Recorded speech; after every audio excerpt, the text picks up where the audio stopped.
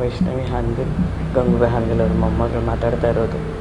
ಇವತ್ತು ವಿದುಷಿ ಆಶಾ ಭೋಸ್ಲೆ ಅವರು ವಿಧಿವಶ ಆಗಿರೋದು ತುಂಬಾ ಒಂದು ನಮಗೆ ಸಂಗೀತ ಲೋಕಕ್ಕೆ ಭಾಳ ದೊಡ್ಡ ನಷ್ಟ. ಅವ್ರು ಮಾಡಿದಂಥ ಕೆಲಸ ಮತ್ತು ಸಂಗೀತದಲ್ಲಿ ವಿಭಿನ್ನವಾದ ಒಂದು ಪ್ರಯೋಗವನ್ನು ಅವ್ರು ಮಾಡಿದ್ದಾರೆ. ಅವರು ಒಂದಿದು ಕೊನೆಯ ಒಂದು ಕಲೆಯ ಕೊಂಡಿ ಇವತ್ತು ನಮಗೆ ಕಳಿಸ್ಕೊಂಡಿದೆ. ಮುಂದೆ ಪೀಳಿಗೆಯಲ್ಲಿ ಬರೋ ಪೀಳಿಗೆಯಲ್ಲಿ ಈ ರೀತಿಯ ಒಂದು ಆಶಾ ಭೋಸ್ಲೆ ಅನ್ನೋಂಥ ವೆರ್ಸಟೈಲ್ ಅಂದರೆ ಬೇರೆ ಬೇರೆ ವಿಭಿನ್ನ ಶೈಲಿಯ ಹಾಡನ್ನು ಹಾಡ್ಯಾರ ಅವರು. ಮತ್ತು ಅವರ ಧ್ವನಿ ಸಂಸ್ಕರಣನೂ ಬೇರೆ ರೀತಿ ಮಾಡಿಕೊಂಡ್ರು.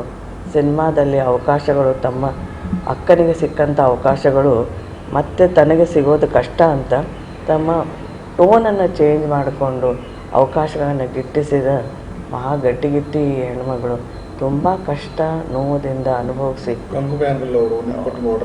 ಅವರು ಗಂಗೂಬಾಯಿ ಅಜ್ಜಿಯವ್ರಿಗೆ ಎಲ್ಲ ಕಾರ್ಯಕ್ರಮದಲ್ಲಿ ಮುಂಬೈಗೆ ಹೋದಾಗ ಅವರು ಆದಷ್ಟು ಭೋಸ್ಲೆ ಫ್ಯಾಮಿಲಿಯವರು ಯಾವಾಗಲೂ ಸಿಗೋರು. ಮತ್ತು ಅವರು ಶಾಸ್ತ್ರೀಯ ಸಂಗೀತದ ಒಂದು ಅವ್ರಿಗೆ ಬುಡಕಟ್ಟು ಅದು ಆ ಒಂದು ಇದರಿಂದ ಬಂದಿರೋದ್ರಿಂದ ಶಾಸ್ತ್ರೀಯ ಸಂಗೀತದ ಗಾಯಕರ ಮೇಲೆ ಅವರಿಗೆ ಮಂಗೇಶ್ಕರ್ ಫ್ಯಾಮಿಲಿಯವರಿಗೆ ಅಪಾರದ ಪ್ರೀತಿ ಮತ್ತು ವಿಶ್ವಾಸ. ಅವರು ದೀನಾನಾಥ್ ಮಂಗೇಶ್ಕರ್ ತಮ್ಮ ತಂದೆ ಅವಾರ್ಡನ್ನು ನಮ್ಮ ಅಜ್ಜಿಗೆ ಕೊಟ್ಬಿಟ್ಟು ಗೌರವಿಸಿದರು.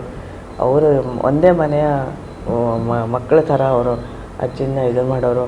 ಎಲ್ಲೇ ಹೋದ್ರೂ ಅಜ್ಜಿಗೆ ಕೊಡ್ತಾರಂಥ ಆದರ ಸನ್ಮಾನ ನೋಡಿ ನಮ್ಮ ಅಜ್ಜಿನ ಅಂತಿದ್ರು, ಇಷ್ಟು ಹೆಸರು ಮಾಡಿದರು, ಎಷ್ಟೊಂದು ಸರಳತೆ ಅವ್ರ ಮಕ್ಕಳಿಗೆ ಅಂತ ತಿಳ್ಕೊಂಡು ಇದು ತುಂಬಲಾರದ ನಷ್ಟ ಆಗಿದೆ.